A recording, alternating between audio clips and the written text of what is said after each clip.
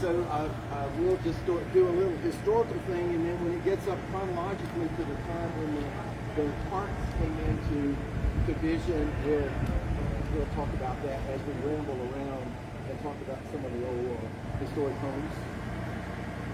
So you're looking down into the Collins River Valley here. Savage Gulf is up to your right, up into that gulf. If we were able to sort of project out there and look up, you'd see a point that comes out called Peaks Point.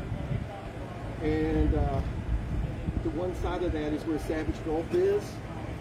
Savage Gulf was pretty much the hallmark for getting preservation of this part of the world done, because it was and still is, a virgin forest, which is very rare anywhere.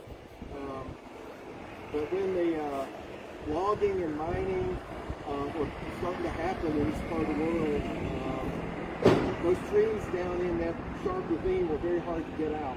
And so we'll talk a little more about that in a bit. There's trees down there off this bit right now. So my folks came in on the back side of this. In fact, the person that lives down there in that field is a cousin.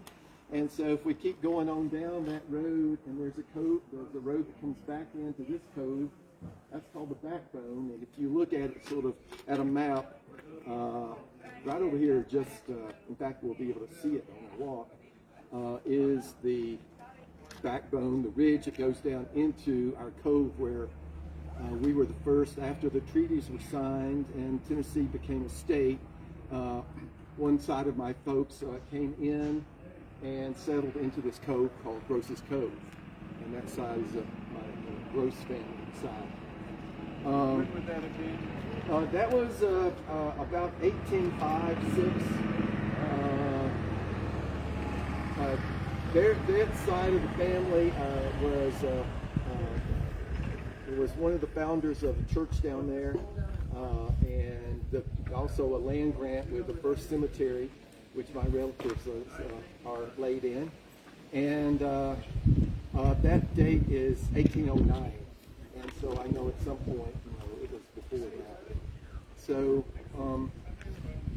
at that point, this was all just woodlands. This was the people coming in, making a new way after still Native Americans were around, and they settled in a cove where the headwaters, the main headwaters of the Collins River, scenic Collins River, comes out from the side of the mountain as just a huge spring. And so that was one of the swimming holes that we had growing up, is go down to the valley, Collins River Valley, and it could be the hottest day in August, and we had a raft that was made up that you could pull out with a cable onto the middle of the river. Sometimes it would be flowing, especially after a lot of rains. And it would, when you jumped into that water, it didn't matter how cold. It was like spring water that you were jumping into. I mean, I think it probably got up sometimes to, in the low 60s.